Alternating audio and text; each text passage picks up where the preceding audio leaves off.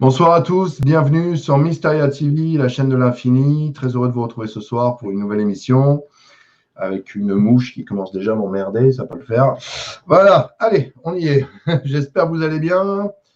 Vous êtes en vacances, on a passé une bonne émission, une bonne soirée hier soir. Vous étiez bien nombreux. Je vois que ce soir vous l'êtes tout autant, ça me fait plaisir.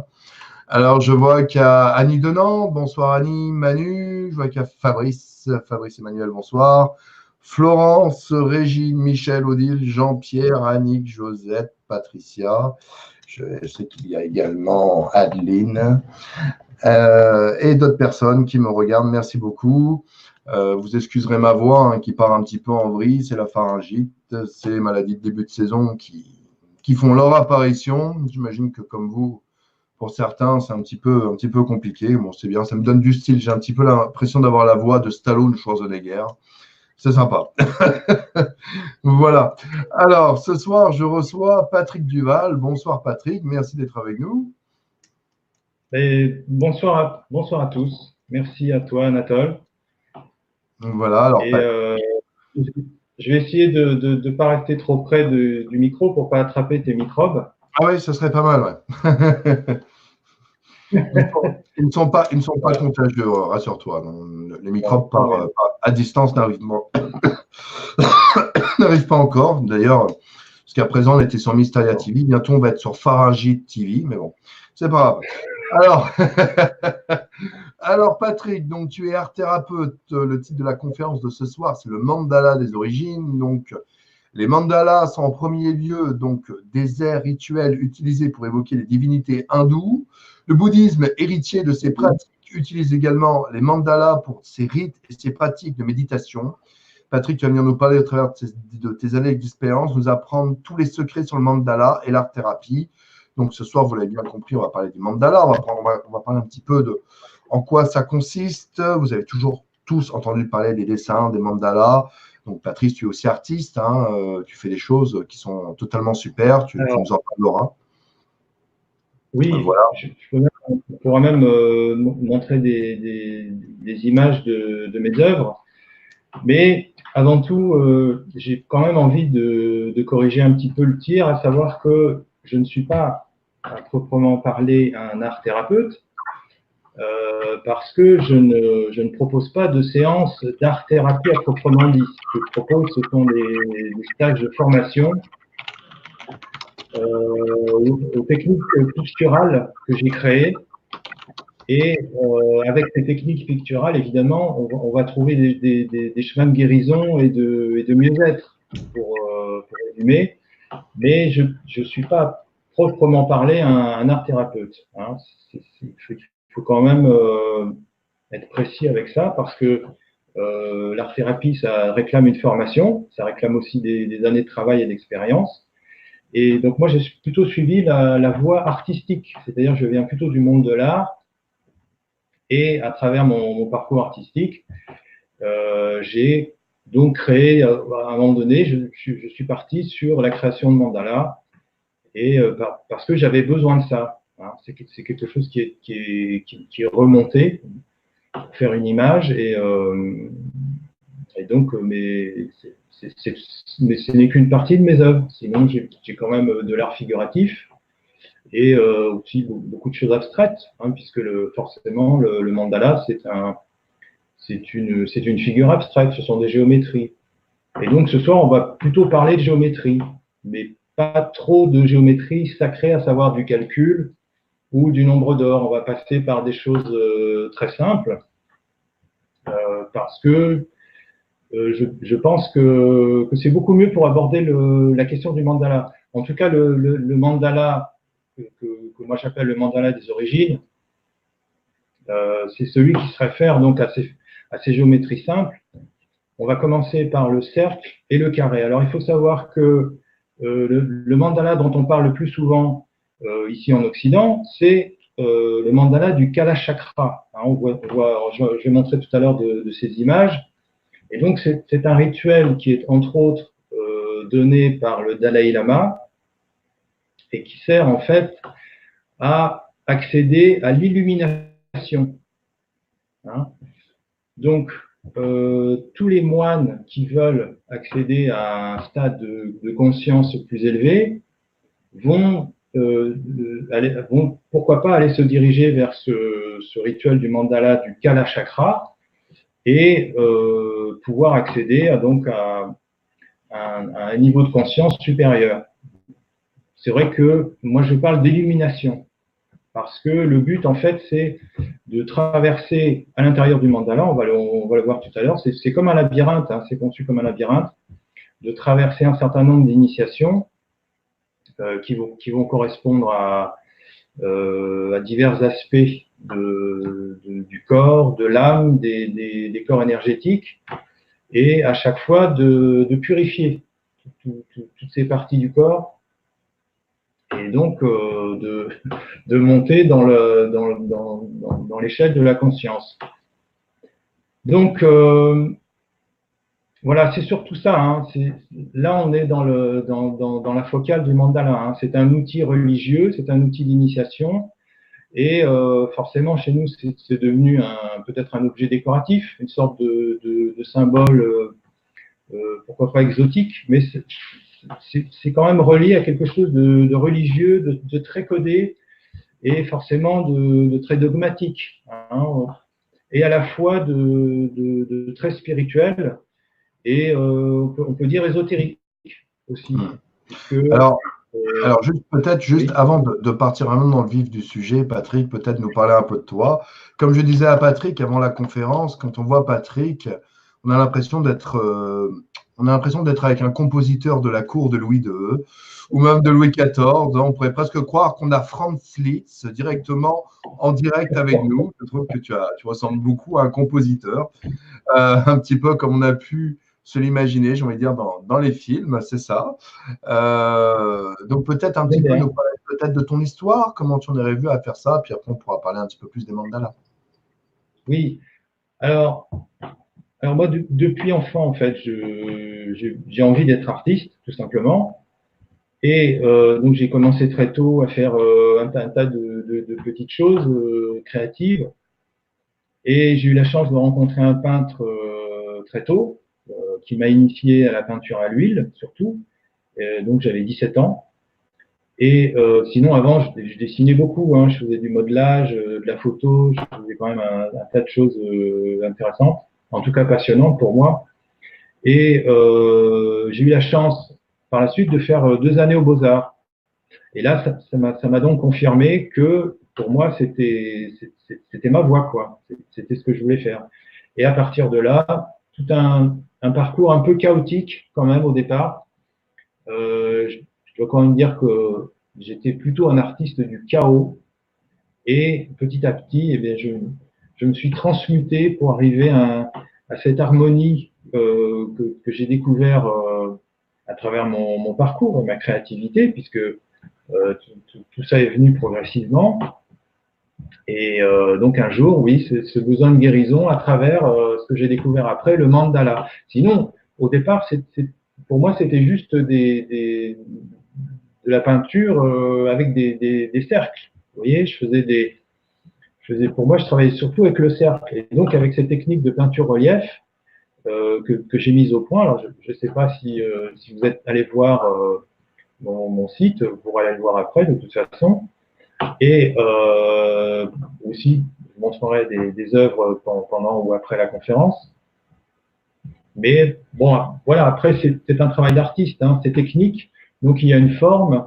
Et le fond, je l'ai découvert progressivement, puisque en fait, ce sont des suggestions qui me sont venues. Des gens m'ont commencé à me dire, mais c'était au début des années 2000. J'avais ouvert un atelier galerie à Perpignan, et on venait me dire, mais c'est très beau ces mandalas, tu fais des mandalas. Et moi, j'étais pas d'accord, puisque je connaissais pas le mandala, et je voulais être un artiste peintre. Donc je disais, mais non, ce sont mes œuvres perso, je ne fais pas de mandala. Et progressivement, j'ai découvert ce qu'était le mandala. Et finalement, je me suis dit que cette connexion était très pertinente, puisque j'ai découvert aussi tout un aspect de la spiritualité qui, moi, m'a beaucoup nourri et continue de me nourrir par ailleurs. Et c'est un peu ce dont je vais vous parler ce soir. Voilà. Très bien. Alors, les origines du mandala, effectivement, on a l'impression que ça remonte à très, très, très longtemps. De ce que j'ai pu en voir, en tous les cas, j'ai bien l'impression que ça vient. Bon, on voit que ça revient un petit peu de tout ce qui est Tibet, j'ai envie du Tibet, peut-être, vers là-bas. En quoi ça consiste véritablement? Qu'est-ce que Tu ça parles apporte? Du mandala, je parle. quand je crée un mandala. Oui, voilà. Qu'est-ce que ça peut apporter véritablement, le mandala tel que nous, on le connaît en Occident? Euh, Si tu veux, ça amène à une modification de l'état de conscience. Hein. Et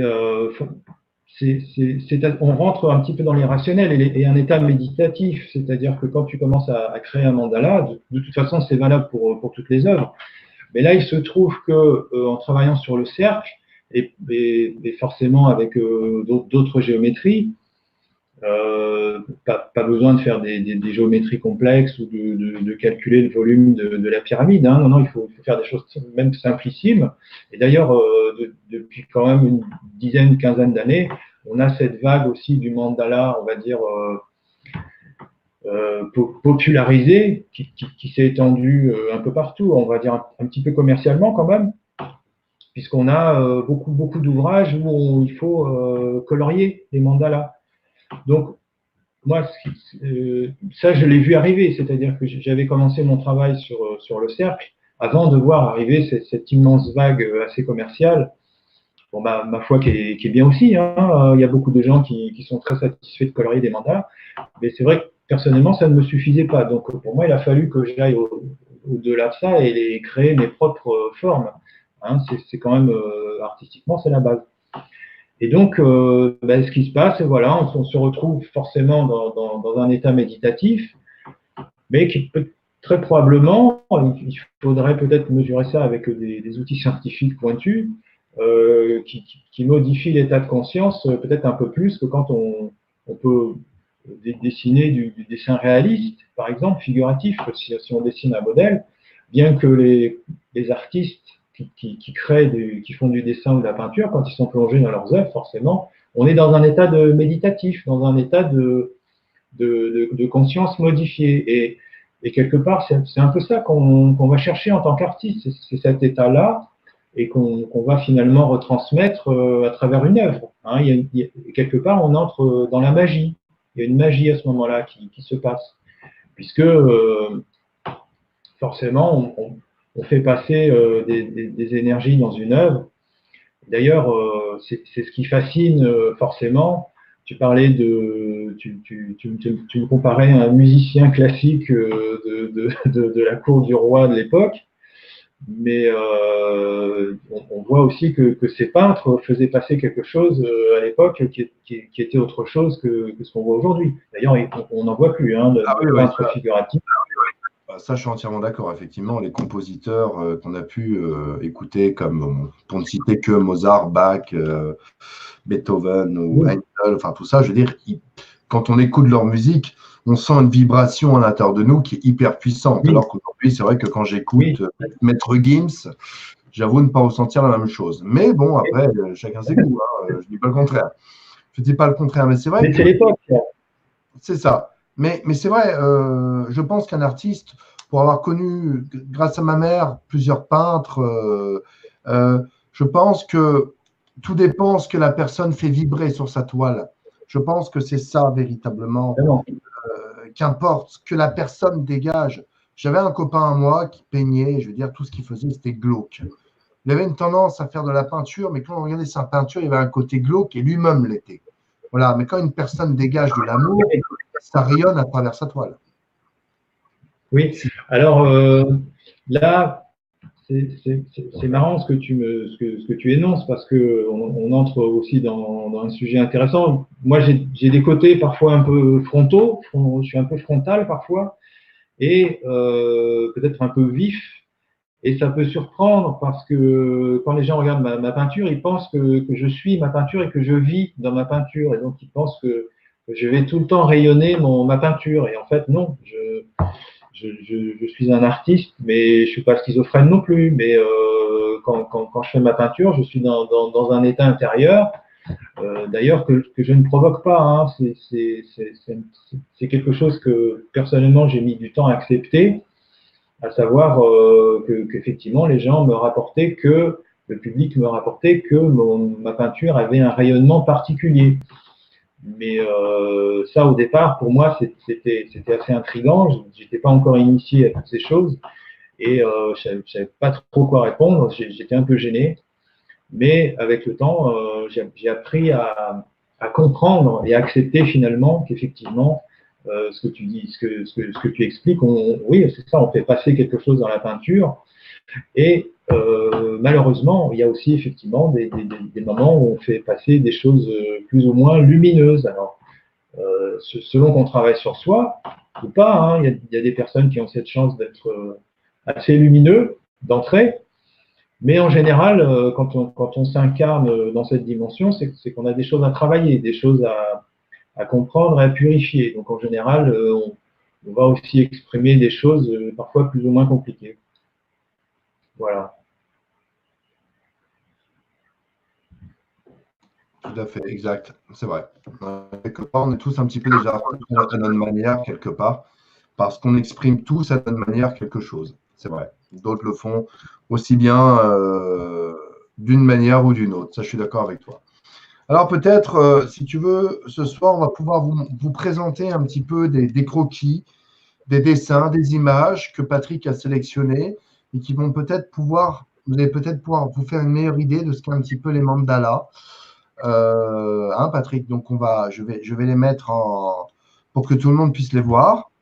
Alors attendez, voilà. Donc tu vas pouvoir au fur et à mesure, je pense que vous les voyez tous, là vous voyez tous cette image que j'ai mise, peut-être que vous la verrez mieux comme ça. Et donc Patrick, tu vas pouvoir au fur et à mesure nous présenter un petit peu ce qu'on voit. Alors, est-ce que tu vois ce que j'ai fait? Alors, voilà, très bien. oui, oui, tout à fait. Donc là, je fais défiler des images. En fait, ce sont des plans de temples. Et on va commencer très simplement par évoquer les géométries simples. Alors, je vais plutôt changer de diaporama. Je ne sais pas si on va. Ça va être un petit peu. Alors ici, j'arrive. Hein.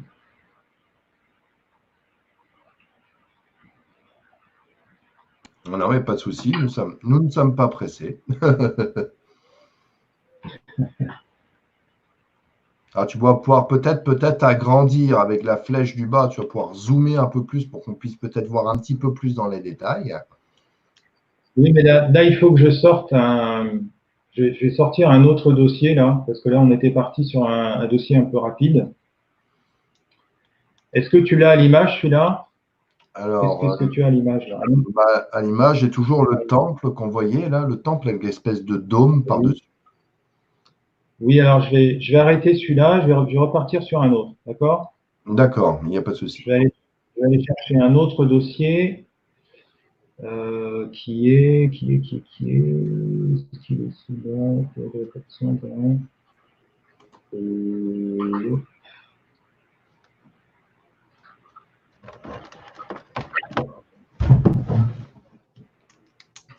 Voilà.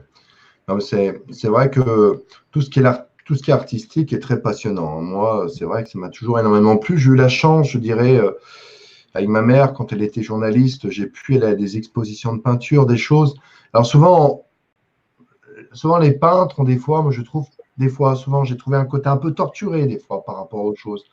Je trouve que c'est le corps bien sûr. artistique où on va retrouver des gens un peu plus torturés, alors que peut-être dans le théâtre, dans la musique, on sent des gens peut-être plus inspirés. Voilà ce que j'ai envie de dire. Mais après, c'est pas forcément. Alors, du coup, là, on voit un rond. Du coup, je ne sais pas si c'est ça que tu veux dire. Voilà, donc oui, absolument. Je vais vous montrer un rond parce que c'est une des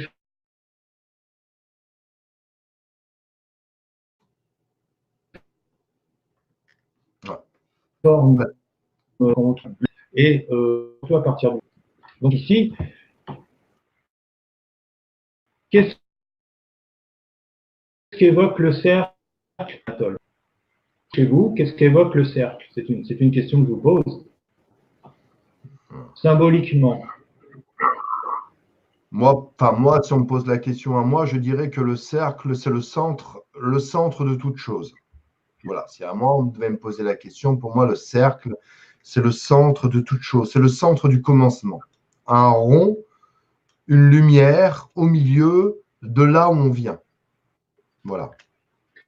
Pour ma part. Alors là, c'est très intéressant parce que tu évoques finalement très.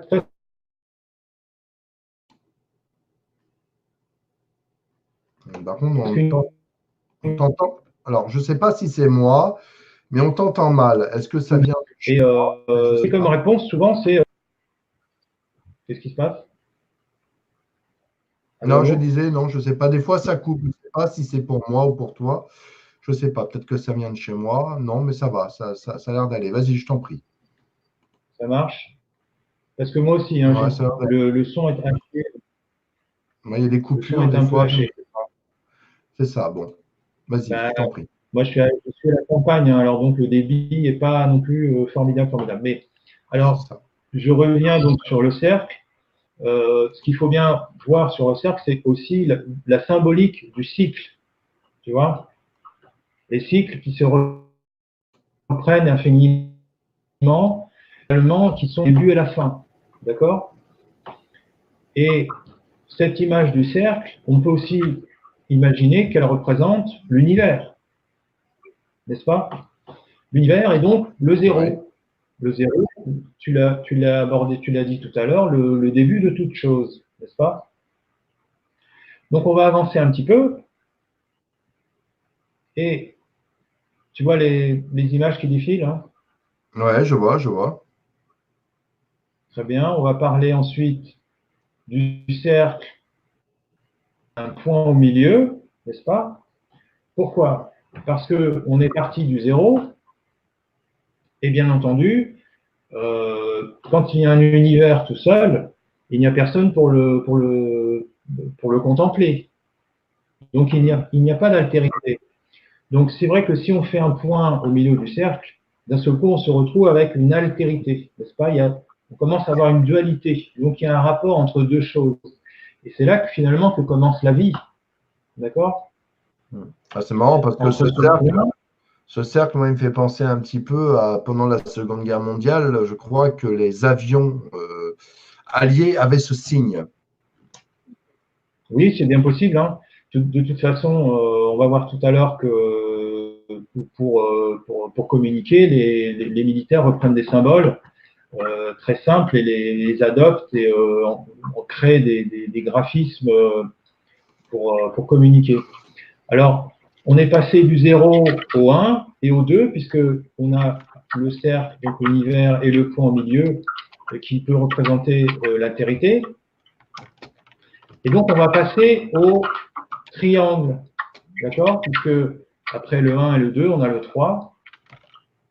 Et le triangle, comme je vais vous le montrer tout à l'heure, bien sûr, on le retrouve dans toutes les traditions, puisqu'on a toujours souvent à la base une trinité.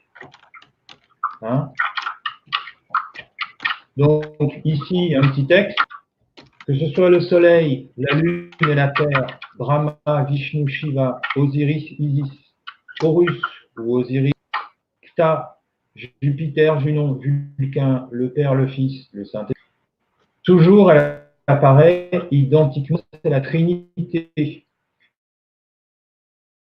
Et dans la Kabbale, on désigne par les trois noms suivants, Chokma, Keter et Kor. Donc la Kabbale, Eric du Judaïsme. On a vu tout à l'heure le cercle, et il faut Dieu, on appelle la circambulation. La circambulation, on des temples. Alors, ici, c'est pas évident comme ça, mais on voit bien qu'en même temps, une sorte de temple ou une tour et on voit des moines courir, enfin, en tout cas marcher autour du temple. Et là, soit on psalmodie, hein, donc on fait des prières, on répète des mantras. Et si on est à la Mecque, par exemple, et on a déjà vu ces images, circambulation autour du temple de la Mecque, de la Kaaba, donc qui représente aussi le cercle et le carré, n'est-ce pas? Donc, on a aussi souvent des accidents. Hein. Il y a des gens qui se font piétiner parce qu'il y a quand même du monde. Quoi, hein. Donc, il nous reste ces rituels de circambulation autour du temple. Donc ici, le temple, un temple en épi, qui est en Corvate, avec quelques moines ou dévots qui sont en train de faire une circambulation. Alors, donc, on était dans le cercle, et ici, on montre donc ce personnage très connu, l'homme de Vitruve. Hein. D'ailleurs, il est en question en ce moment à Paris, puisqu'il y a une exposition à la pyramide du Louvre, donc on retrouve finalement toutes ces géométries, hein. C'est une belle synchronicité. Et Léonard de Vinci avait dessiné donc l'homme de Vitruve et l'avait inscrit dans un cercle et un carré. Alors on voit ici que le carré est un petit peu décalé vers le bas. Et en tout cas, moi j'avais trouvé drôle ce symbole. Normalement, dans la quadrature du cercle, le carré est parfaitement inscrit avec la géométrie du cercle, c'est-à-dire qu'il est plutôt décalé vers le haut plutôt que vers le bas. Mais ici, j'avais trouvé ça amusant de penser que si on voulait un peu monter en vibration, en conscience, il fallait lever les bras finalement et s'adapter au cercle, donc au féminin. En tout cas, c'était la symbolique que j'aimais dégager de cette forme. Outre les géométries complexes et les dessins de. Donc ça va, tu. Ah oui, bien sûr, je suis. Hein. Je m'aperçois que Léonard de Vinci aimait beaucoup dessiner des hommes. Parce qu'on a souvent dit que la Joconde. Oui. Voilà. Oui, alors effectivement, on parle peut-être de l'orientation sexuelle de Léonard de Vinci, mais bon, voilà, ça le regarde. Hein, Ah non, mais et totalement. qu'effectivement, la Joconde était peut-être.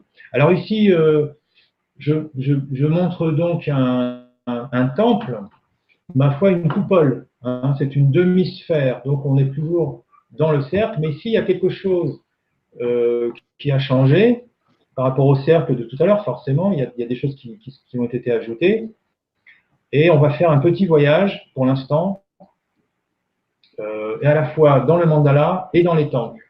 Alors, je vais faire défiler les images, et tout en faisant défiler les images, voilà ici un mandala, en tout cas en 3D, qui a été refait en image de synthèse, et qui nous montre effectivement que le mandala, tel qu'il est structuré par les moines tibétains, est un temple, en fait. C'est un temple. Donc bon, ici, on voit une autre partie du temple. Et ici, on voit très bien, n'est-ce pas, au sol. Et ici, le temple qui commence à s'élever en 3D. Donc, ce sont des images de synthèse. Hein. Ce ne sont pas les vrais, ce sont pas le vrai mandala initiatique. Hein. Mais ça renseigne tout de même sur finalement la géométrie qui est inscrite en 2D dans le mandala du Kalachakra, par exemple, où finalement c'est un vrai temple qui est dessiné. Donc on va en voir tout à l'heure des.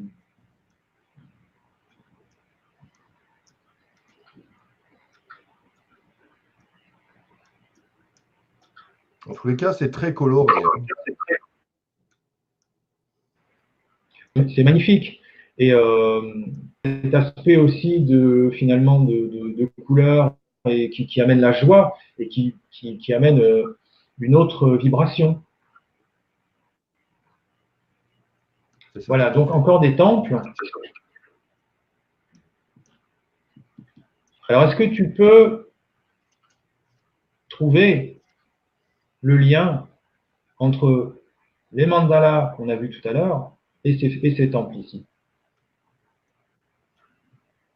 Ben, moi, ces temples-là, par exemple, si tu mets cette image-là, moi, c'est rigolo parce que bon, moi, c'est une autre culture peut-être que j'ai, je vais dire, mais les temples qu'on voyait tout à l'heure un peu dans la forêt, ce genre de choses, ça me fait penser un peu dans Star Wars. Il y a un peu ces temples-là, c'est marrant.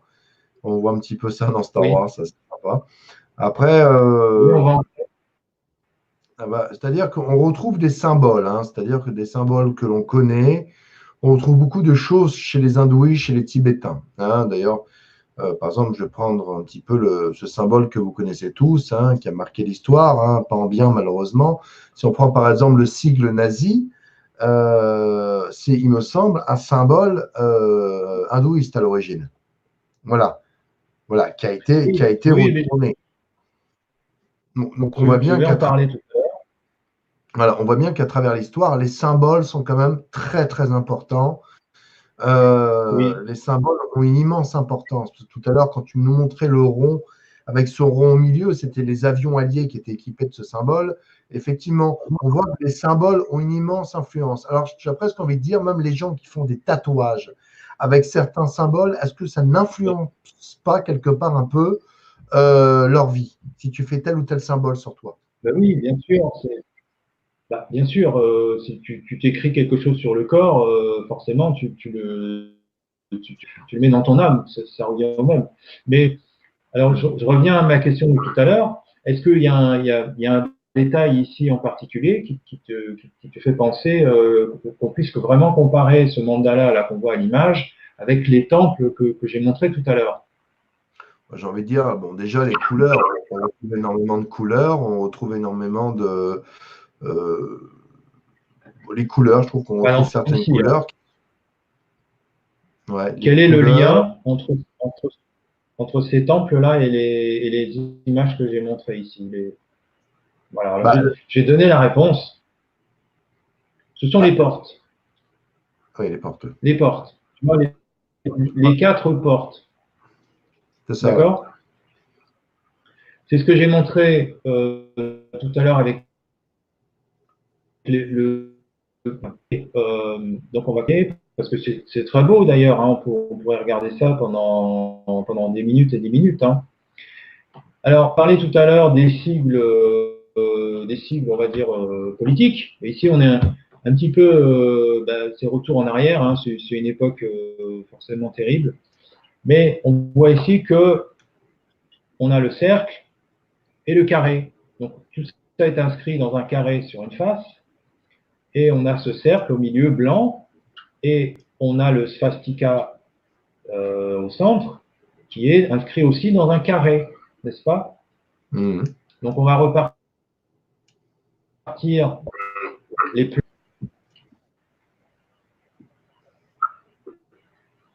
Voilà, donc tout à l'heure, tu parlais de. Donc ici, on voit Ganesh, qui est entouré aussi de swastika. Tu vois? Exact. Voilà, tout à fait, c'est C'est ce que tu exactement ça. évoquais tout à l'heure. C'est ça, c'est exactement ça, Voilà, ouais. donc alors, tout à l'heure, j'évoquais le plan du mandala avec le parallèle avec le temple. Donc, il s'agit toujours de 4 entrées. D'accord? On voit bien ici dans ces temples qu'on a 4 portes. Ouais, tout à fait, c'est vrai. Hein? C'est très visible. Alors, pourquoi on a 4 portes? Parce que tous ces temples et ces mandalas sont orientés. Donc, finalement, ça revient à dire mandala est un mini-temple. C'est un là, et comme un vrai temple qui sert à aller faire une initiation. C'est comme si ils avaient créé un temple portable, un temple qui pouvait être détruit et reconstruit à chaque fois. Mhm. Ah, c'est rigolo parce qu'on voit qu'il y a Donc, une, je veux dire, il y a une entrée au sud, une entrée au nord, une entrée à l'ouest, une entrée à l'est. Pourquoi il y a 4 portes comme absolument. ça de chaque côté? Alors ça, l'idée, c'est que finalement, ces 4 directions sont à la base de l'univers, c'est-à-dire qu'elles sont orientées sur les directions cardinales. Et ça, c'est pour invoquer des dieux et des aspects.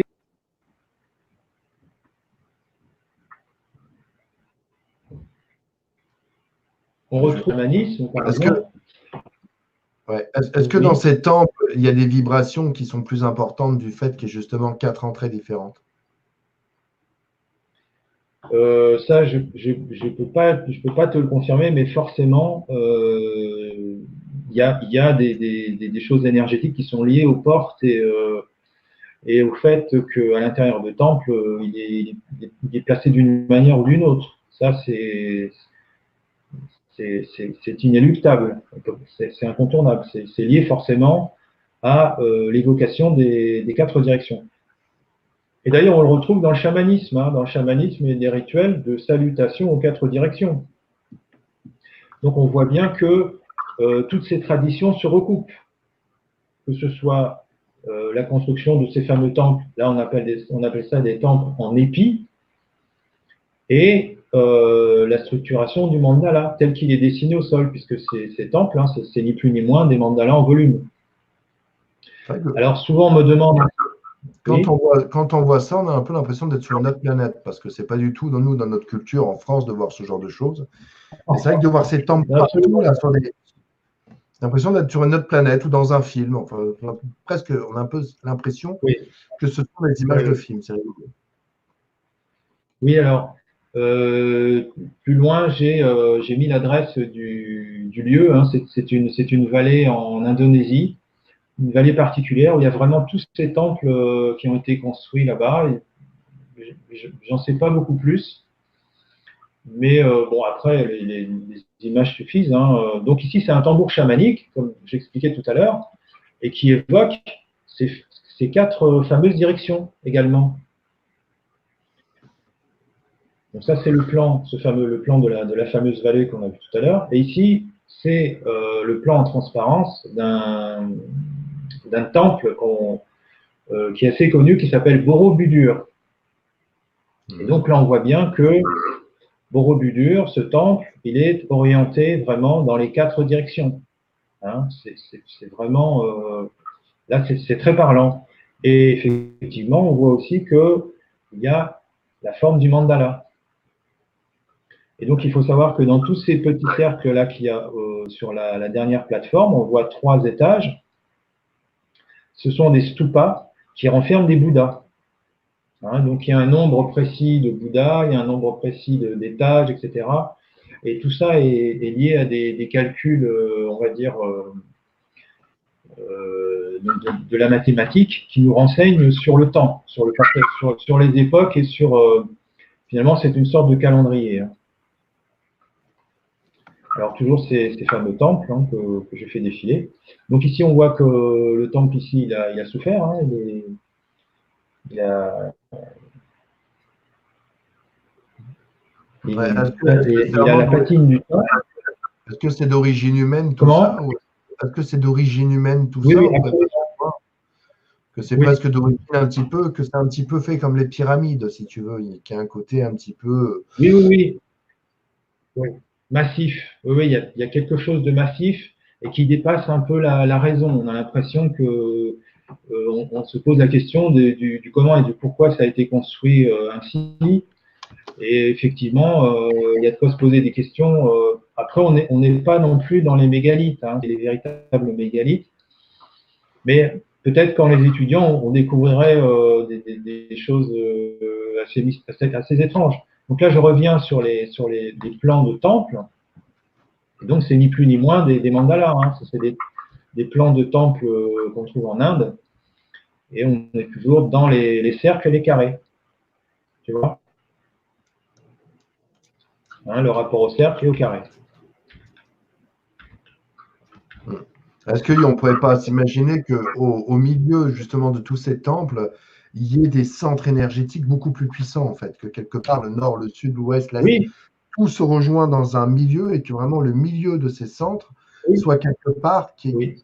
qui est vraiment une source hyper fort en énergie en plein milieu.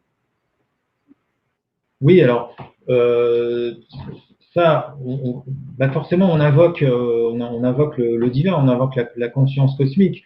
Et à la fois, ça servait aussi de lieu de sacrifice. Hein. Il y avait beaucoup de. C'était quand même souvent à base de sacrifice. Donc, ça, ce sont des échanges d'énergie. Et forcément, ces temples servent à invoquer la conscience cosmique à travers soit des divinités ou carrément le dieu des dieux, en tout cas dans les pratiques qui étaient dans ces régions et à ces époques. Donc là, c'est le lieu exact hein, où on trouve ces temples que j'ai montré tout à l'heure. Donc c'est l'ère archéologique de Bagan, Mandalay, Burma, hein, Myanmar, pour ceux qui veulent prendre des notes et aller jeter un œil ou pourquoi pas aller voyager, puisque souvent en stage, on m'a posé la question. Alors ici, on a vu donc ce rapport entre le cercle et le carré, hein, on a vu cette évolution, et donc forcément, dans le cercle, on évoque la sphère, hein, puisque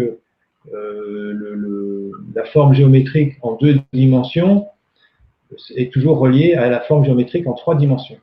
D'accord ? Voilà. Donc, pour la suite, voir.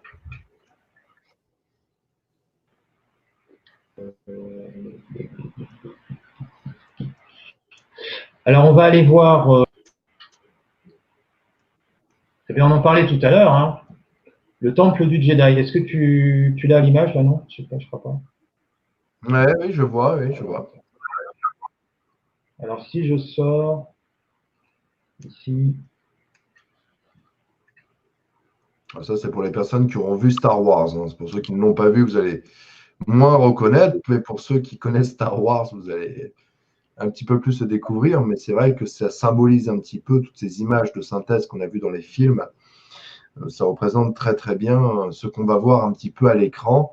Et c'est effectivement basé sur la même chose. Et qui n'a pas vu Star Wars?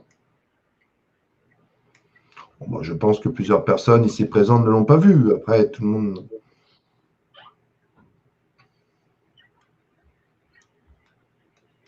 Non, je vois le temple du Jedi, c'est la planète. Non, c'est pas forcément une planète. La planète où il y a le temple dans Star Wars, c'est la planète Coruscant. C'est sur cette planète-là qu'il y a le temple Jedi, du moins dans les films Star Wars. Après, il y a d'autres planètes où il y a des anciens temples Jedi. Mais effectivement, c'est la forme géométrique peut-être qu'on va regarder ce soir un petit peu pour un petit peu plus se faire une idée. Si tu arrives à nous la mettre en grand. Oui, j'espère que ça va passer à l'image. Ça prend un peu de temps, hein, désolé.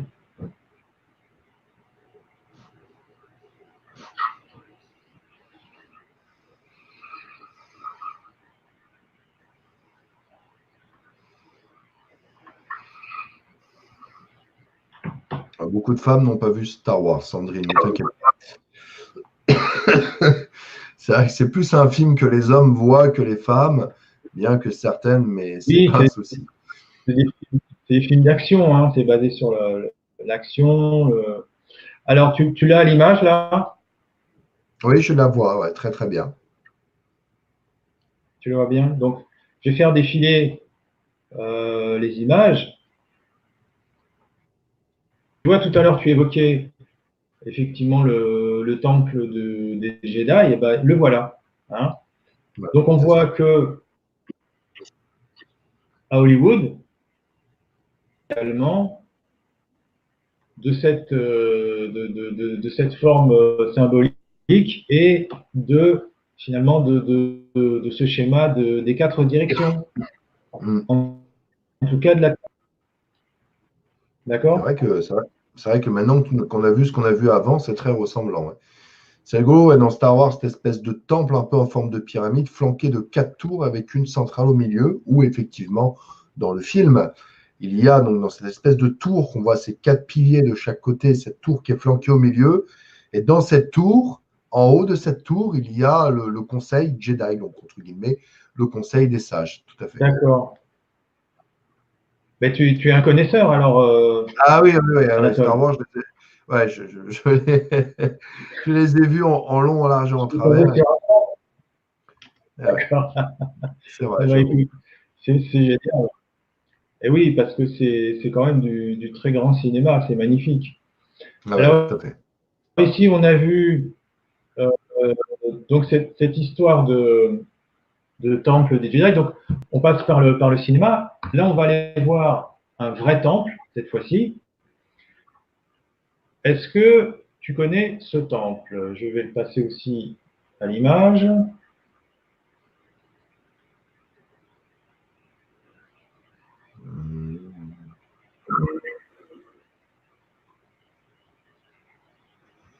Ça, de loin, ça me fait penser un petit peu à la cathédrale Sainte-Sophie à Constantinople, mais je ne pense pas que ce soit ça. Non, non, non, non, non. On n'est pas à Constantinople. Bon, on n'est pas très loin, mais disons on repart un peu vers l'est. Dans l'Antiquité, on est plutôt dans l'Antiquité, là. On arrive, on va atterrir, attention. Alors, il y a des dont je n'ai pas parlé tout à l'heure sur le mandala. Il faut savoir que ces rituels du mandala du Kalachakra, ils sont quand même indissociables de ce qu'on appelle le Shambhala. Hein. Shambhala qui se situerait en Agartha, qui sont liés, enfin, en tout cas qui sont les cités intraterrestres. Tout ce qui se passe dans la planète Terre. Donc, bien sûr, on est dans la sphère et dans le cercle, mais l'enseignement, en tout cas les enseignements du Tantra et le rituel du mandala du Kalachakra est tiré des tantras. Hein. Les tantras, c'est toute la tradition ésotérique qu'on trouve derrière le bouddhisme et derrière l'hindouisme. Et tout ça, c'est lié aussi au mystère antique. Hein. Donc, euh, il faut bien comprendre que tout ce qui est lié à tous ces enseignements, on a derrière Shambhala, en tout cas en ce qui concerne l'hindouisme et le bouddhisme tibétain, et forcément le bouddhisme simple. Mais cette histoire de Shambhala est en permanence en filigrane par-dessus toute cette spiritualité. Hein. Il y a beaucoup de moines, enfin, en tout cas un certain nombre de moines, chez nous on va appeler des saints tout simplement, qui ont été soit à Shambhala ou des demi-dieux, des anges, des archanges, que sais-je, des maîtres. On a aussi un maître, ce qu'on appelle un maître ascensionné, Sanat Kumara, qui viendrait de Shambhala. Donc on a aussi tout cet aspect-là, tout ce contenu est très très présent dans dans le contenu initiatique du mandala, du Kalachakra, du bouddhisme tibétain, de l'hindouisme en général, enfin, plutôt dans le bouddhisme tibétain, hein, parce que cette histoire de Shambhala, c'est quand même lié à l'Himalaya et finalement à tout mystérieuse, un peu inaccessible. Alors ici, on retourne à Rome, dans l'Antiquité, et on est au Panthéon.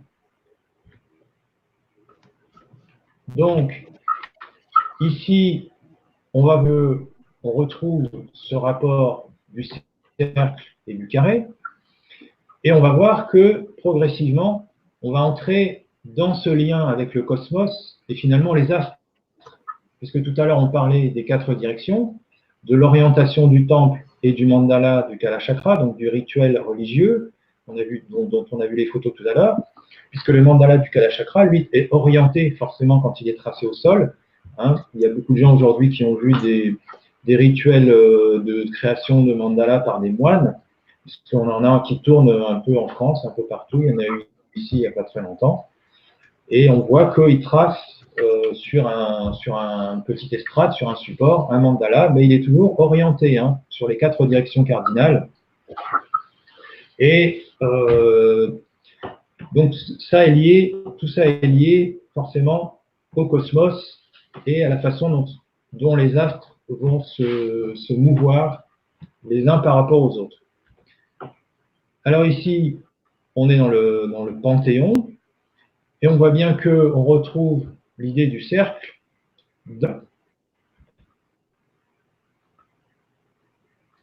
Et ce qui a été fait ici, je crois que c'était peut-être à l'époque assez courant. Il faut savoir que les premières églises étaient ouvertes, hein, elles étaient ouvertes au ciel. Hein, là où il y avait l'autel, il n'y avait pas de toit. Hein, c'était directement en connexion avec le grand tout. Et ma foi, c'était pas plus mal. Et donc ici, on a ce qu'on appelle un oculus. Hein, on a tiré le mot œil, oculus, oculaire. Et donc, comme on peut le voir ici, il y avait un rayon de soleil qui passait. Et donc, forcément, c'est lié aussi à des dates bien précises et à des rituels.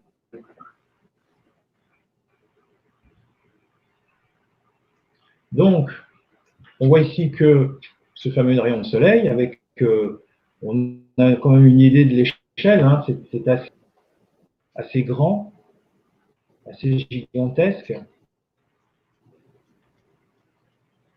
Et à une période donnée de l'année, on a le soleil qui vient frapper ici à une des portes. Alors on peut voir ici sur le sol qu'on a bien ce rapport du cercle et du carré. Hein. C'est très clair ici. Hein. Et on a le soleil qui vient frapper à cette porte. Et quand s'ouvre la porte, on a l'empereur qui apparaît. Et bien évidemment, les empereurs, on les appelait Christos. Christos, c'était des oins de Dieu, c'était les messagers de Dieu finalement. On était chez les prêtres rois, on sortait un peu des prêtres rois, puisqu'on était, il y avait des empereurs, et donc c'était forcément des empereurs qui étaient initiés, hein, qui avaient été initiés au mystère antique. Et donc là, on revient encore à ce dont on parlait tout à l'heure, à savoir ces fameux mandalas, qui étaient des temples, finalement, des mini-temples, des temples en 2 dimensions, des temples d'initiation. Hein, donc on est toujours dans l'initiation et on est toujours dans l'illumination et le changement d'état de conscience, de niveau de conscience.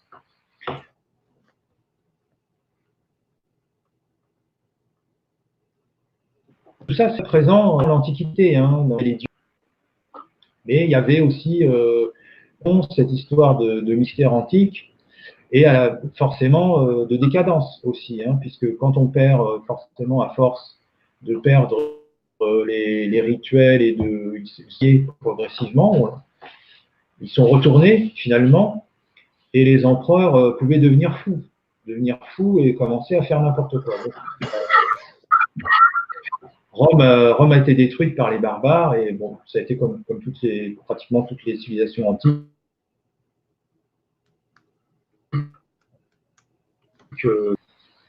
Donc, dans ce rapport avec d'accord, et la construction, finalement, pourquoi pas du parvis à l'avant, où on trouve aussi sur le toit du parvis, soutenu par les colonnes. On voit bien aussi que toutes les petites alcôves ici dans la coupole, ce qui servent à l'alléger finalement, hein, puisque si c'est trop épais, ça s'effondre. Cette coupole, elle avait de gros risques de s'effondrer sur elle-même. Voilà en tout cas pour le Panthéon. Ils étaient balèzes quand même à l'époque parce qu'ils faisaient des choses quand même très impressionnantes. Hein. C'est énorme. C'est énorme. C'est parce qu'aujourd'hui, on a des crues, on a des engins pas possibles, mais à l'époque, tout était fait à la main. Donc c'est vrai que ce sont comme des bâtiments. Bon, je vois que certains parlent d'Illuminati, on ne va pas rentrer dans le sujet, mais effectivement, c'était quand même balèze. Après, bon, les Illuminati, toute la clique, ça sera pour un autre débat, si vous le voulez bien. C'est pas le sujet de ce soir. Voilà. Alors, ça, forcément, oui, c'est une secrète. Mais c'est ça. à l'époque, c'était pas encore la même façon de voir les choses. Il y avait les mystères antiques, et forcément, il y avait une sélection. Il y avait une sélection, on va dire, pour passer dans les mystères antiques. Tout le monde ne pouvait pas affronter les mystères antiques, sous peine de devenir fou.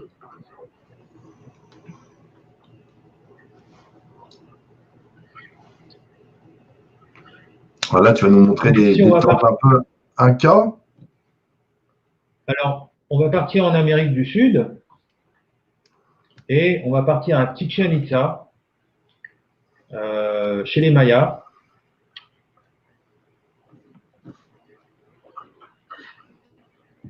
Et voilà. Donc, la pyramide de Kukulkan, le serpent à plumes. On peut voir ici que, forcément, on est sur une base carrée. Et on retrouve cette orientation cardinale. Alors, pour ceux qui ont étudié le calendrier Maya, il y a les inframondes qui sont marqués ici dans les étages. À chaque étage correspond une période de l'univers et bien entendu après une période de la vie et de l'humanité, jusqu'au sommet où on arrive en 2011-2012, la fameuse fin du calendrier Maya, où on a un petit peu parlé d'Apocalypse, où les gens devaient se réfugier sur le Bougarage, d'ailleurs, qui n'est pas très loin de chez moi. Et on a vu un peu tout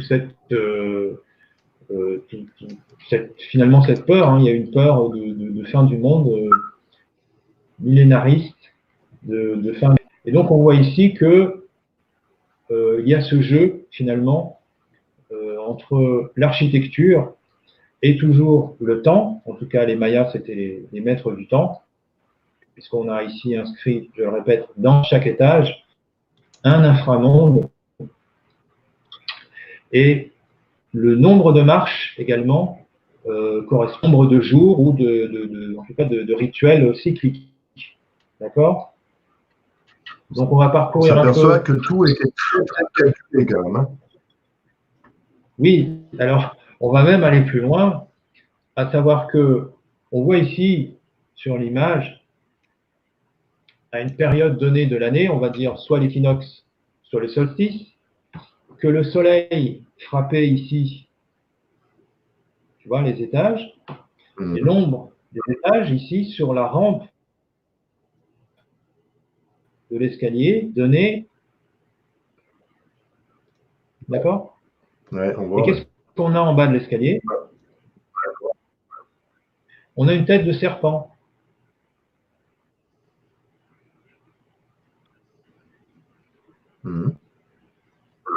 Donc, quand le soleil se levait, à cette date précise de l'année, ici, le serpent ondulait. Tu vois? Donc, c'est vraiment cette idée encore du temps. Et il y avait aussi là-bas l'Ouroboros. Hein, l'Ouroboros, ça nous vient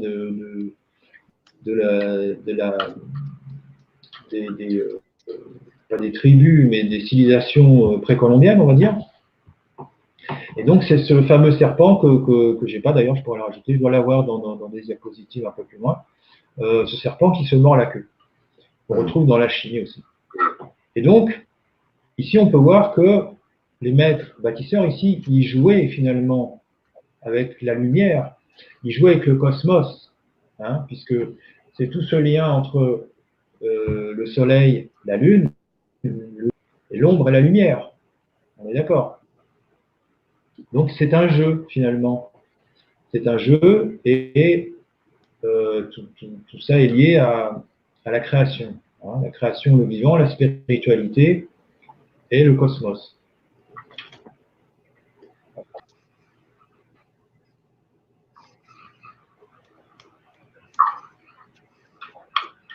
Il y a des questions, hein? Ouais, non, là, non. Enfin, ça parle dans le chat un petit peu de tout, mais non. On écoute le professeur. Alors, je vais continuer. C'est gentil. Donc, je vais continuer ici avec on va résumer, hein, on va survoler ce qu'était la technique de tracé d'un temple, globalement, et on retrouve les mêmes techniques partout. Donc, on va attendre que ça sorte.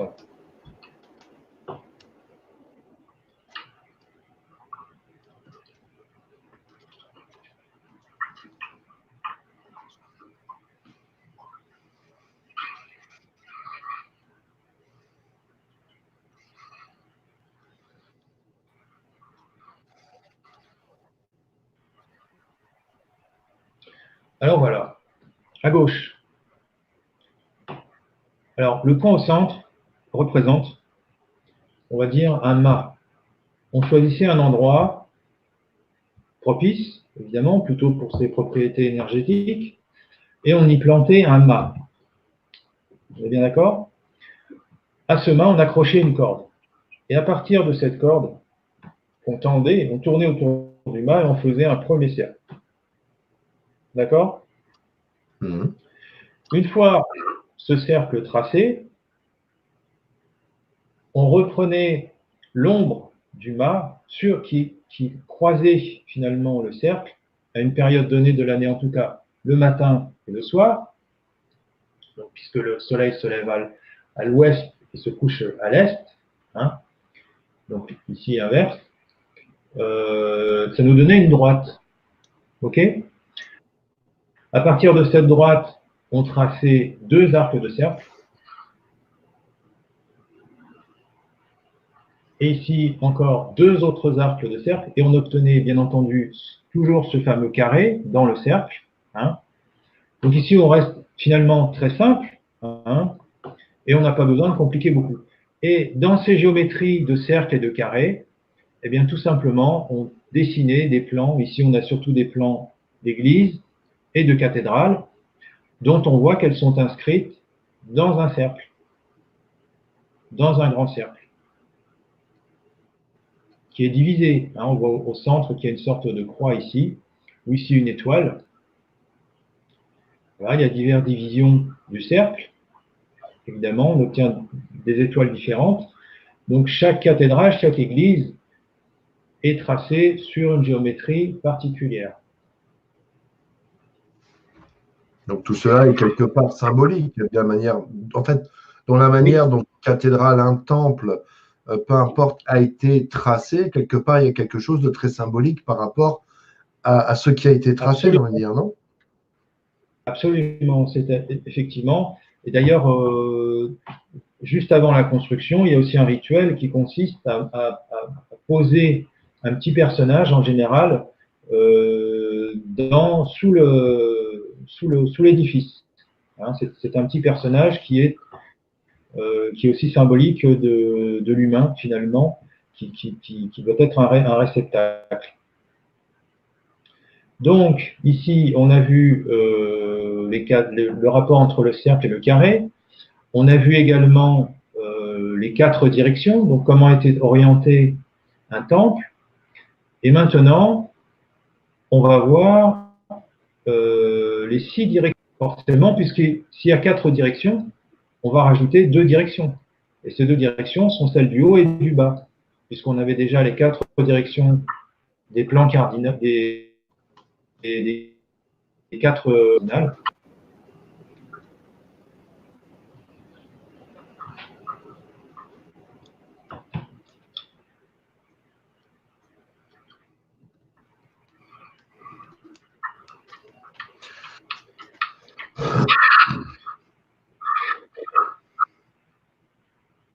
Il y avait Fabrice qui posait une question tout à l'heure, il disait ma question était, dit-on des prières pour faire les mandalas et quelles sont-elles? Oui, donc évidemment, quand on crée les mandalas, en tout cas les mandalas tibétains, il y a des rituels de prière et de psalmodie, on va dire, avant, de mantras. Et évidemment, des prières, c'est innombrable, hein, c'est incalculable le nombre de prières qui peuvent être faites. Donc c'est fait avant, c'est fait pendant et c'est fait après. Hein, c'est vraiment tout comme ça, bien, on va dire, bien emmitouflé. Ici, on peut voir qu'on a des prières. Donc, ça répond à la question? Ça répond à vos questions? Donc, ici, on a les 4 directions. Est-ce que tu les vois, Anatole? Oui, je vois très bien, ouais.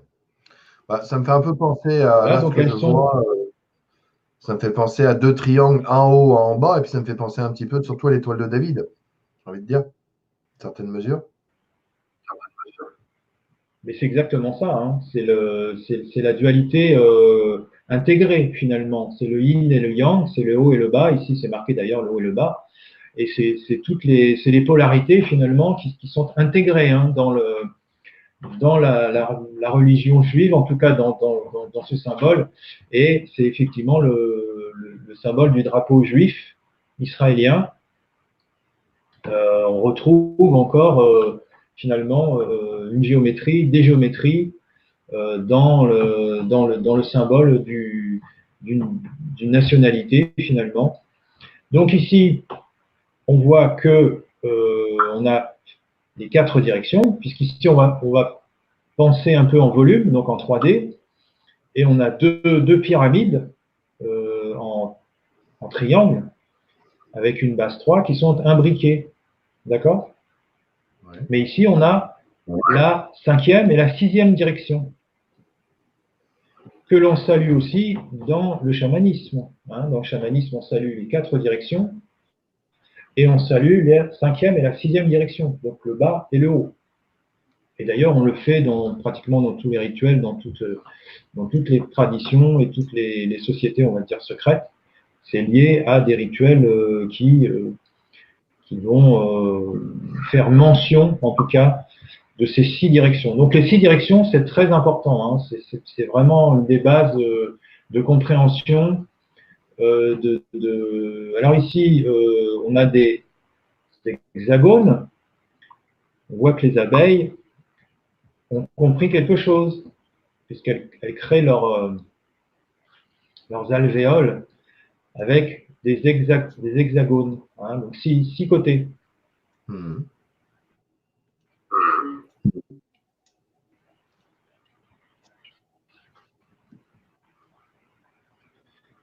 Alors ici, on a juste une représentation qu'on retrouve, comme c'est indiqué ici, dans le livre des 24 philosophes. Dieu est une sphère infinie dont le centre est nulle part, et partout, pardon, et la circonférence nulle part. Donc, ici, on a vraiment l'idée que Dieu est partout dans cette idée géométrique. Hein, on retrouve ici la fameuse étoile dont on parlait tout à l'heure, bon, avec tout un contenu, ma foi, relativement ésotérique. Mais ici, on a par exemple les 4 éléments. Hein, le feu, l'air, il doit y avoir l'eau et la terre, etc. Et donc, on retrouve bien toujours ces fameux éléments. Bah, quelque part, Donc je trouve ici, que les mandalas rejoignent énormément la géométrie sacrée. ben oui,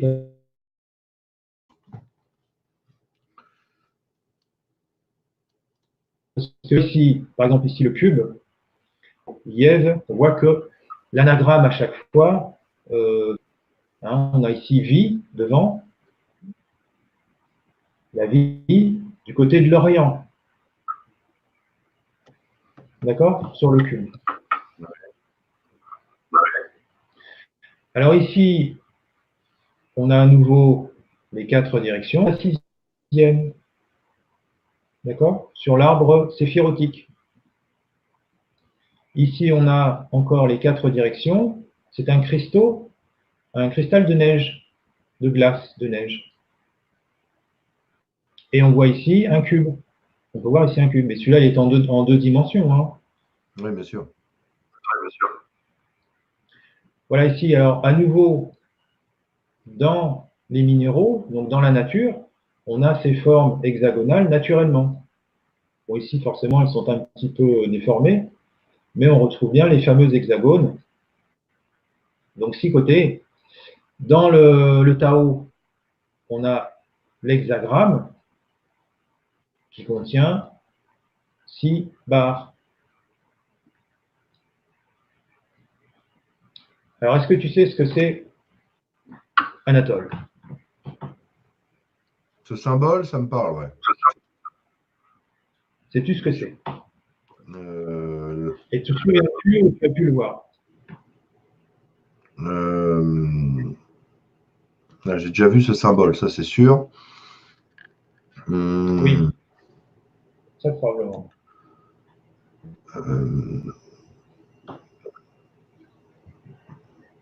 C'est pas en rapport avec c'est pas en rapport avec la religion, ce symbole? Absolument. Ouais. C'est ça. Donc, on parle d'un christogramme. Et en l'occurrence, celui-là s'appelle un kilo. C'est le kiro. Kilo, ce sont 2 lettres grecques que l'on voit ici, que nous, on va appeler XP, mais ce n'est pas XP, c'est kilo. Je vais le montrer plus loin. Et ça, on le trouve dans les églises. Alors, je reviens à ce dont je parlais tout à l'heure. Donc, on retrouve ici l'étoile de David, dont toi, tu parlais. Et voilà, on a une sorte de serpent, et puis un serpent ailé qui se mord la queue. Et finalement, opération alchimique, ici résumée. Donc, on voit bien que dans la tradition alchimique, aussi, très important, toujours cette étoile, le serpent qui tourne autour, qui se mord la queue, le début, la fin. On va retourner au kilo. Alors ici, on retrouve les 6 directions. Et ici, on le trouve finalement, on va dire caché dans ce qu'on appelle une fleur de vie, mais toujours avec les 4 directions. Donc là, c'est un ancien pavage qui a été retrouvé dans une vieille bâtisse. On voit au centre cette fameuse fleur de vie. Alors ici, encore les hexagones, 6 côtés, et cette fois-ci de façon naturelle. Ici, à Saint-Pierre de Rome, dans la cour ovale, bien entendu, tout ça est orienté aussi. 4 directions, on a 4 directions intermédiaires, mais on a bien 4 directions ici orientées, et une 5e représentée ici par cette colle. Donc tout ça est toujours, et les coupoles ici, donc le cercle ici, bien entendu, la construction des temples qu'on retrouve. Donc ici, on a fait le tour de cet aspect de l'orientation du volume finalement, et quelque part du cosmos, c'est-à-dire que on va chercher la conscience cosmique. Quand on va chercher les initiations, que ce soit par le mandala tibétain ou dans la craie, on va se connecter à la conscience entendue, à la Terre. On cherche à être finalement à être un trait d'union entre la Terre et le ciel. C'est là que tout se passe.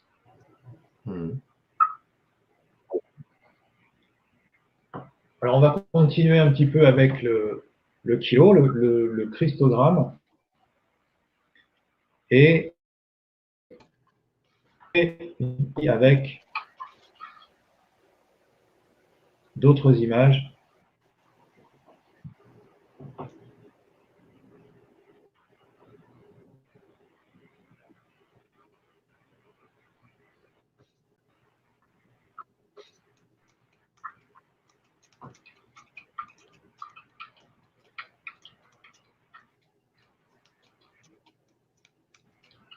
Voilà le fameux kilo XP. Et ce qu'on retrouve ici, ce que beaucoup de gens connaissent, la fameuse roue du tarot, ce qu'on appelle la roue de fortune. Voilà. Où on retrouve ce fameux axe ici, représenté par les barreaux de la roue, les rayons de la roue. Bien entendu, ça tourne. Hein, il faut le faire tourner. Il faut mettre une impulsion. Ça ne tourne pas tout seul. Et donc, toute cette symbole dans le tarot de Marseille, mais qui est aussi un petit mandala. On retrouve ce petit mandala avec ses orientations aussi parler du fait que finalement c'est excentré, c'est un petit peu, on va dire, sur un des côtés, comme si on voulait que la roue reste finalement dans une position précise. Et ça, c'est vraiment lié à la symbolique du tarot de Marseille.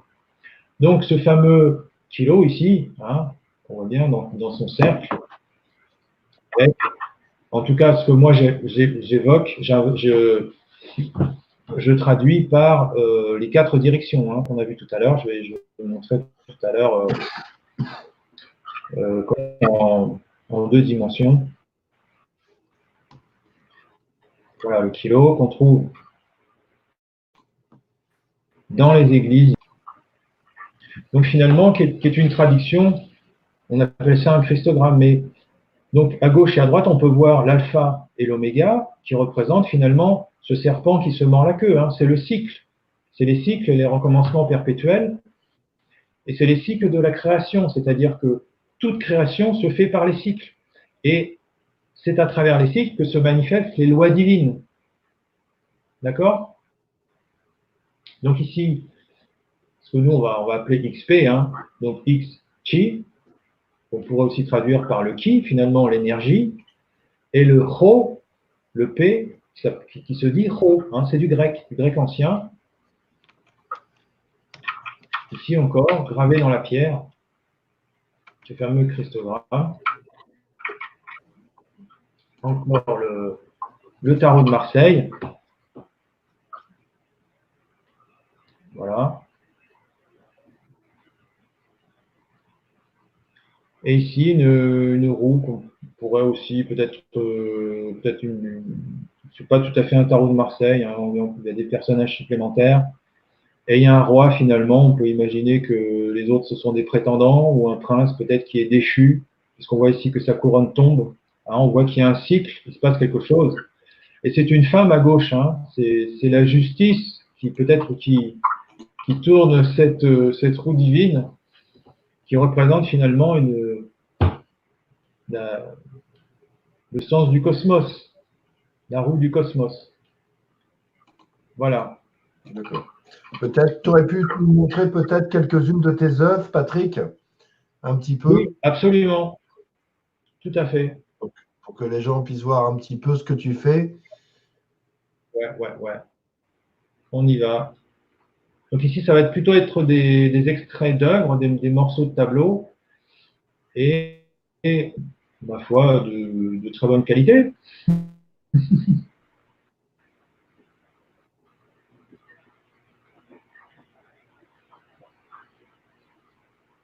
Vous allez pouvoir découvrir un petit peu le travail de Patrick à travers.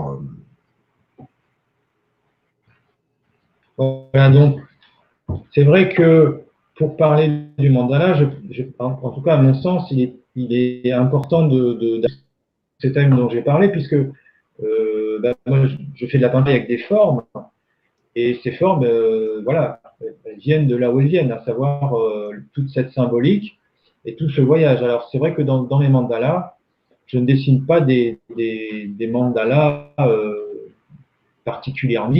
Hein, en tout cas, pour moi, ce n'est pas le but. Tout ça, c'est fait, je veux dire, c'est très beau. Ce que tu fais, tu le fais sur quoi? Sur toile, sur bois, sur Alors, je travaille sur bois et carton. bois et carton, d'accord. Sur bois et carton. Et ce sont des techniques de peinture relief. Tu vois, donc ici, on voit les reliefs en fond, là. Et je rajoute des patines, donc des couleurs à l'huile, à l'acrylique. Et donc, il y a tout un travail de patine, hein, de frottage, de ponçage, d'essuyage, etc. Et après, c'est le boulot de l'artiste. Alors là, il y a du collage. Hein. Ici, morceau d'étoile à 12 branches. J'avais fait une étoile à 12 branches. Et on voit ici, on voit très nettement les morceaux de carton qui ont été collés, hein, avec cette lumière. Donc ça, c'est ma façon de prendre mes œuvres en photo, avec des lumières rasantes, hein, plus ou moins d'ombre. Comme ça, on voit très bien les reliefs. Et puis, ça donne ce petit côté intimiste que moi, personnellement, j'aime beaucoup. Donc ici, on a des patines métalliques qui vont rappeler des métaux comme le cuivre, etc., le doré, tout simplement.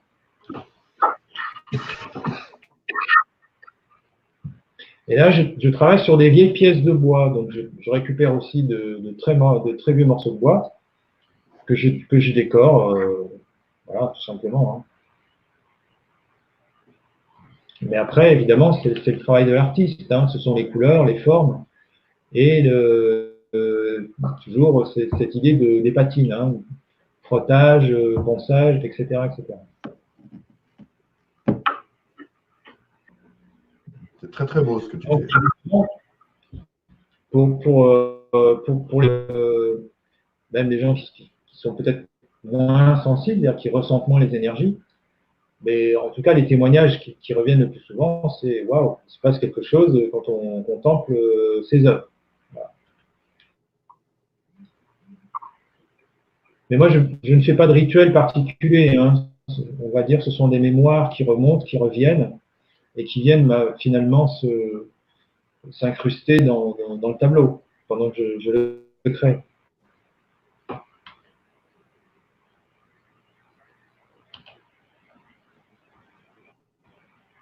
Donc ça, c'est plus figuratif.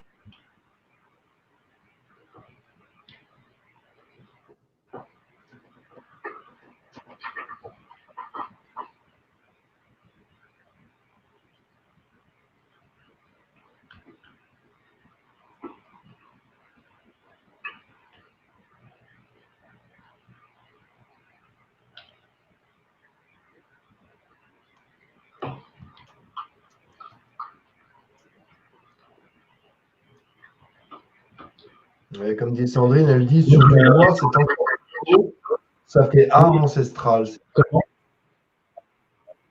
Oui, tout à fait. Il y a quelque chose qui est lié à un art séculaire, à quelque chose qui remonte du passé.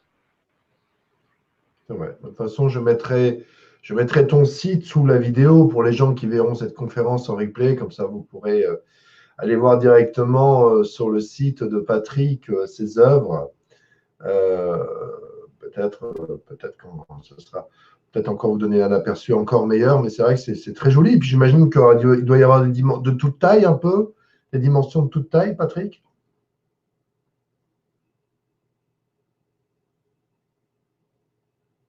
Ah, nous avons perdu Patrick, ou c'est peut-être moi que nous avons perdu. C'est qui qu'on a perdu des deux? Telle est la question. Est-ce que vous m'entendez? Je vois que non, que dans le chat, ça continue à discuter. On a perdu Patrick et ses mandalas, peut-être? Je ne sais pas. Voilà, on va revenir sur moi, peut-être dans un premier temps. Voilà, je ne sais pas. Peut-être que c'est moi que. Ah, on a perdu Patrick. Patrick nous a abandonnés. Bon, très certainement dû à sa à sa connexion. Bon, c'est vrai que malheureusement, quand on habite à la campagne, c'est pas toujours évident. J'ai envie de dire. Bon, c'est vrai que les mandalas, il y a quelque chose de très reposant. Même ce qu'il y a de sympa à faire, d'ailleurs, je vous invite à le faire. Bon, vous savez, vous pouvez trouver sur Internet des mandalas à colorier. Et puis, quelque part, vous savez, vous avez donc ces mandalas, j'ai envie de dire, un peu vierges. Et puis, vous dessinez. Vous prenez des crayons de couleur, ça peut paraître un peu con, mais c'est vrai que vous dessinez ça. Et quelque part, ça calme. Ça calme de le faire. Je l'avais essayé une fois avec ma fille. C'est assez sympathique. Vous dessinez tous vos petits mandalas de couleurs et puis même à la fin, vous êtes tout content parce que vous avez décoré tout votre mandala je veux dire, d'une couleur totalement incroyable et je veux dire, c'est très très sympathique à faire. Voilà, ça peut être assez sympa. Bon, c'était de toute façon, c'était la fin de cette conférence de toute manière. En tous les cas, merci à Patrick d'être venu nous parler en tous les cas de tout ça. C'était intéressant, ça change un peu comme conférence, hein. J'aime présenter aussi quelque part, je le ferai peut-être plus souvent, des artistes quelque part qui ont cette dimension, j'ai envie de dire, spirituelle, parce qu'à travers l'art, on l'a vu au travers des années, on l'a vu au travers des siècles, hein, il y a des gens qui ont véritablement un don, des dons, et même à travers l'art, qui expriment à travers leur art, j'ai envie de dire, de la spiritualité, hein. Je connais un monsieur, ma mère et moi, on connaît un monsieur qui n'est pas du tout dans la spiritualité, mais vous voyez, à travers son art, à travers ce qu'il est quelque part très, très, très spirituel. Voilà. Voilà. Alors, il y a ADN Human qui met à aller voir sur ma page Facebook. Ses œuvres sont bien plus magnifiques que celles qu'il montre ici. Donc, je vous mettrai sous le lien de la vidéo le lien de son site. Voilà. Voilà. Merci en tous les cas, hein, de nous avoir suivis. Vraiment, merci beaucoup. Pour cette fin de semaine, il n'y aura pas d'autres conférences. Il va y avoir une conférence demain sur la lithothérapie. Elle a été reportée, la personne étant indisponible là pour raison personnelle. Donc, mais cette conférence aura bien lieu, hein. D'ailleurs, le titre sera comment soigner grâce à la lithothérapie. Ce sera toute une grande conférence avec des ateliers sur le sujet qui auront lieu début novembre, hein. Ce n'est juste que reporté. Ne vous inquiétez pas. Et puis donc, vous pourrez donc retrouver Anne Causeur qui viendra donc mardi nous faire une conférence avec donc Bérangère Mussard. Alors, attendez, le titre, elle me l'avait noté. Je vais vous le retrouver. Voilà, comment s'éveiller peut créer des fausses croyances et générer des blocages. Voilà, je pense une conférence quelque part qui nous concerne tous, parce qu'on a tous vécu, j'ai envie de dire, un petit peu ça. Donc voilà, donc une conférence que vous pouvez donc retrouver avec Anne Causeur mardi à 20h30. Voilà. Voilà. Alors vous m'excuserez pour ma voix un petit peu de robot, hein, ça fait un peu bizarre, même moi j'ai un petit peu l'impression d'avoir une nouvelle voix, mais bon voilà, ça devrait se régler d'ici quelques temps. Voilà, écoutez, merci beaucoup. Je vous souhaite à tous d'excellentes vacances pour ceux qui sont en vacances. Je vous souhaite à tous un très bon week-end pour ceux qui vont être en week-end. Merci beaucoup de nous avoir suivis. Je vous invite également peut-être à vous abonner sur la chaîne, hein, pour les personnes qui ne l'ont pas encore fait. Alors, vous abonnez à la fois sur YouTube, mais vous abonnez également à la fois sur le site mysteriatv.net. Et de vous nous laisser votre mail dans la newsletter pour pouvoir recevoir en fait les prochaines conférences qui vont arriver. Voilà, voilà. Voilà, je vous souhaite à tous une excellente fin de soirée. Merci beaucoup. Et puis je vous dis donc à tous, pour ma part, à la semaine prochaine. Voilà. À très bientôt.